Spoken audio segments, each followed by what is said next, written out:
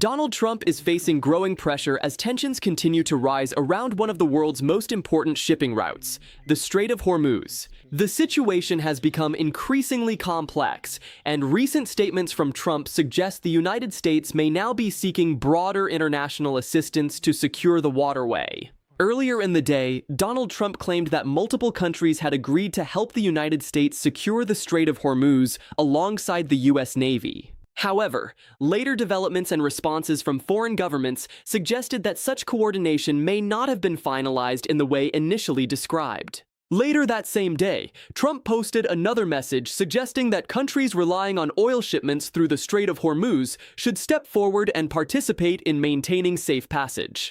According to Trump, this cooperation should have existed from the beginning. Here is what Donald Trump posted.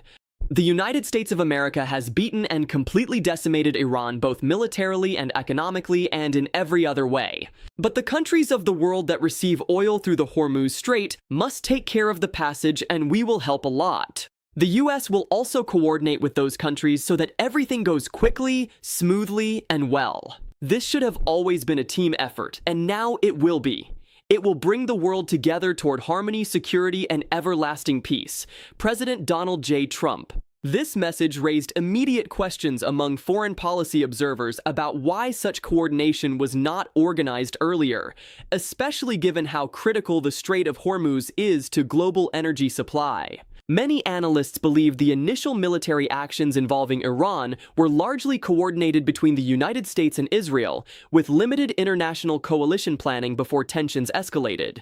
At the same time, critics point to the broader diplomatic environment over the past year and a half. During that period, several long-standing alliances experienced strain due to trade disputes, tariffs, and disagreements over defense commitments. These developments may now be influencing how other countries respond to requests for military coordination in the Middle East. Earlier that same day, Trump posted another message claiming international military support was already forming. Here is that earlier statement. Many countries, especially those who are affected by Iran's attempted closure of the Hormuz Strait, will be sending warships in conjunction with the United States of America to keep the strait open and safe. We have already destroyed 100% of Iran's military capability, but it's easy for them to send a drone or two, drop a mine, or deliver a close-range missile somewhere along or in the waterway. These two statements, one claiming international forces were already joining the mission and another asking nations to step forward, created confusion among analysts about the current status of coalition support. Most international observers agree that Iran's military capabilities have been damaged in certain areas following recent strikes by the United States and Israel. However, they also note that Iran still retains significant operational capabilities. The Iranian government structure remains intact, and several senior military officials continue to lead the country's defense operations. Reports also indicate that Iran continues to deploy drones, naval assets, and missile systems capable of disrupting maritime traffic in the region. Because of this, the Strait of Hormuz remains one of the most sensitive geopolitical flashpoints in the world. Roughly 1/5 of the world's oil supply moves through that narrow passage. Any disruption to shipping there can rapidly increase global oil prices and trigger broader economic consequences. Despite Trump's earlier claims that multiple countries would send naval forces, some governments have responded quickly to clarify their positions. For example, reports circulated suggesting that France might send warships into the Strait of Hormuz. France responded publicly through an official rapid response government account, stating that no such deployment had been announced. The statement explained that the French aircraft carrier group would remain in the eastern Mediterranean, and that the country's current posture in the region remains defensive. In other words, France confirmed that its naval forces were not preparing to enter the Strait of Hormuz at this time. This response illustrates how quickly governments now address geopolitical claims through official social media channels. Rapid response communication strategies have become increasingly common for governments seeking to correct misinformation or clarify international policy positions. Meanwhile, Donald Trump also spent much of the day criticizing media coverage of the situation.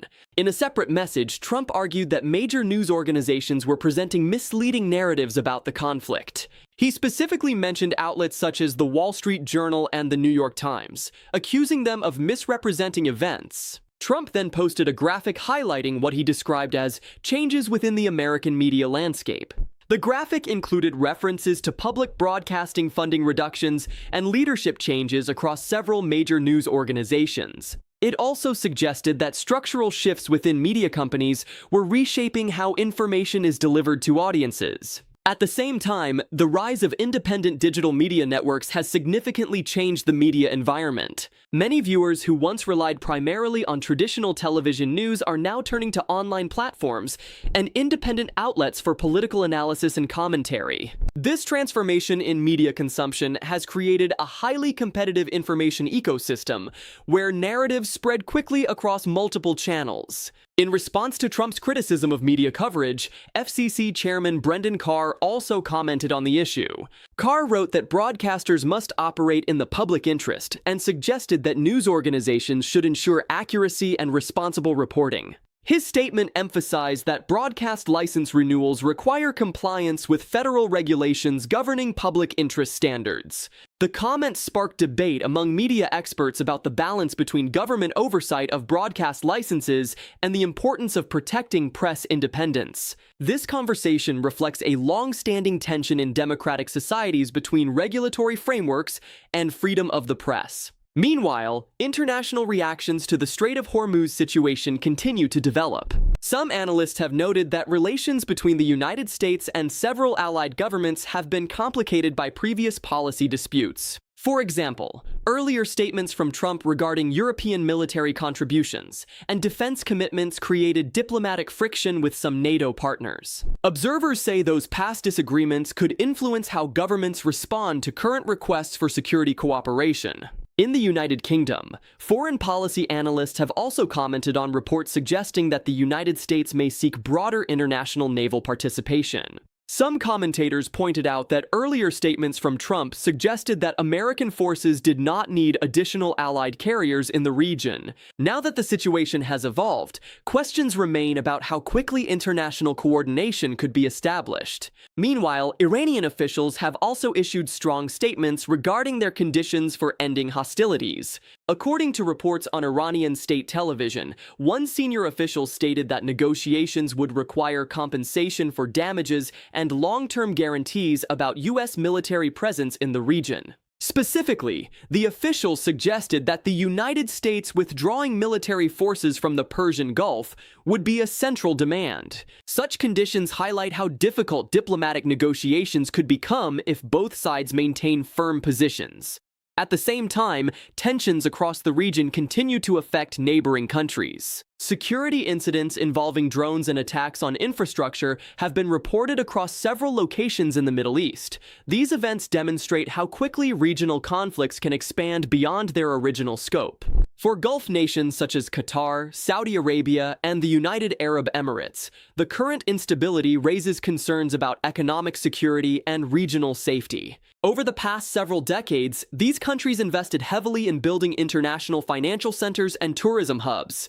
Now, the escalation of military tensions could threaten those long-term economic strategies. Some regional leaders have even begun discussing the possibility of forming new regional defense alliances. For example, a former Qatari prime minister recently suggested that Gulf Cooperation Council nations might consider building a NATO-style security framework within the region.